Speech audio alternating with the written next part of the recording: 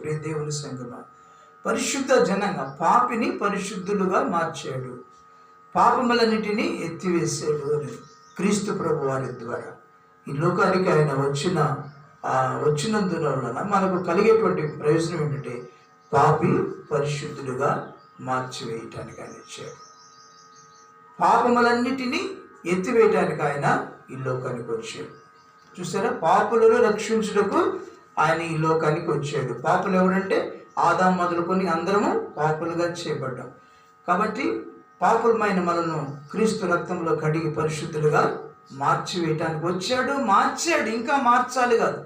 ఎప్పుడో ఆయన 2025 సంవత్సరాల క్రితమే మనల్ని పరిశుద్ధులుగా మార్చాడు, పాపములన్నిటినీ ఎత్తివేశాడు. సరే, పాపులను పరిశుద్ధులుగా మార్చాడు. రెండో విషయం ఏంటంటే యాకోబు పత్రికలో, యోహాను పత్రికలో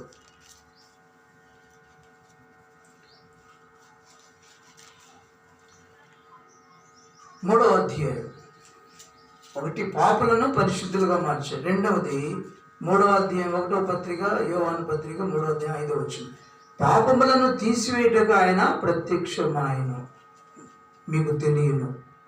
ఆయన యందు పాపమేమీ లేదు, ఆయన యందు నిలిచిడు వాడెవడను పాపము చేయడు, పాపము చేయి వాడెవడను ఆయనను చూడను లేదు, ఎరగను లేదు. అవును.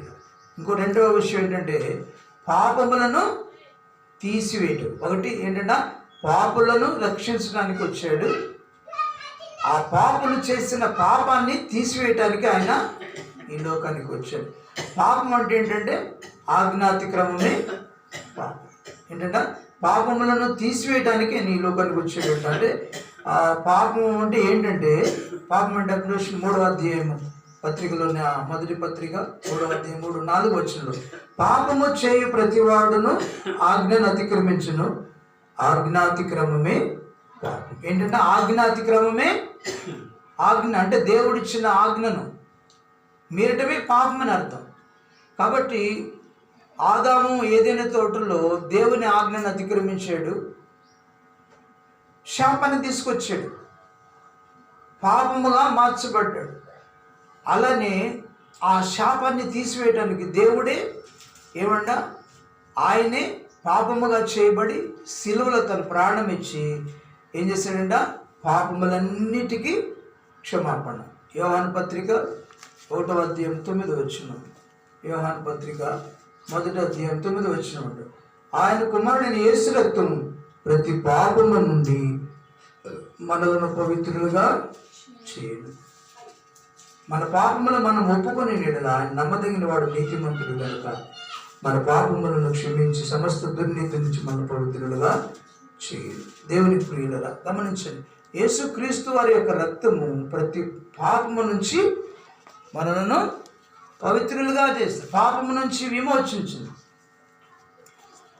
అపరాధములన్నిటి నుంచి విమోచించాడని పత్రికల్లో కూడా మనకు, తీతు పత్రికల్లో కూడా అలాగే అపోస్తలుడైన పౌలు తీతు సంఘానికి తీతుకు రాస్తూ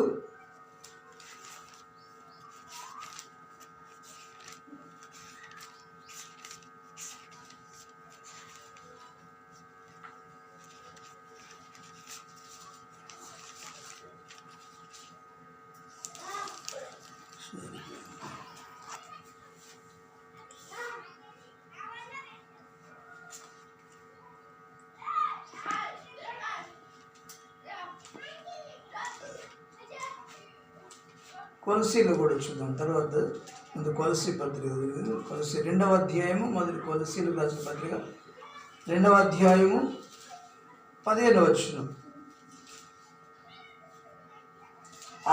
మన అపరాధములన్నిటిని క్షమించి ఆయనతో కూడా మిమ్మల్ని జీవింపజేసెను, ఆయన ప్రధానులను అధికారులను నిరాధులుగా చేసి శిలువ జయోత్సవము చేత వారిని బట్టి తెచ్చి బహాటముగా వేడుకను కనపరచును. ఏం చేసిండ, అపరాధములన్నిటినీ క్షమించెను. దేవునికి మహిమ కలుగును గాక.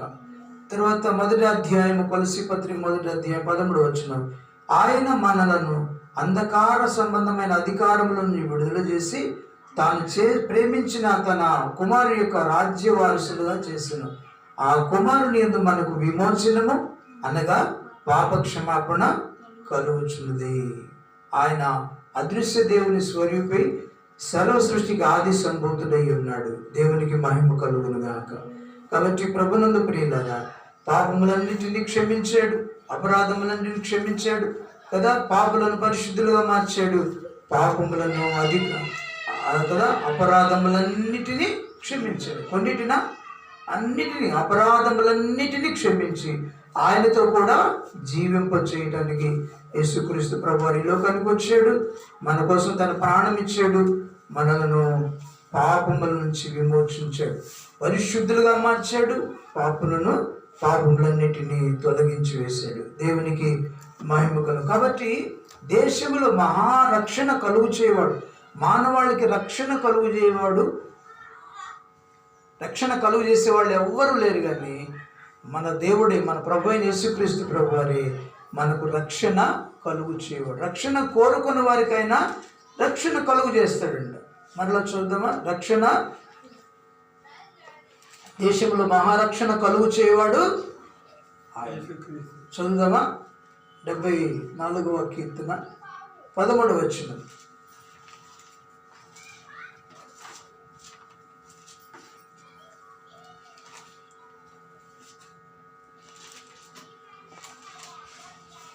చదవండి. 74:13.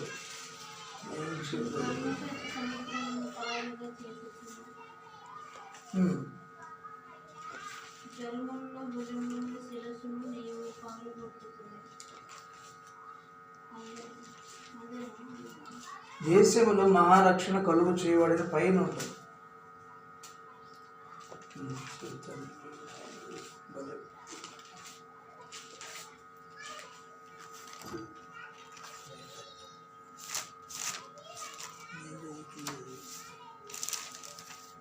పదమూడు వచనమా?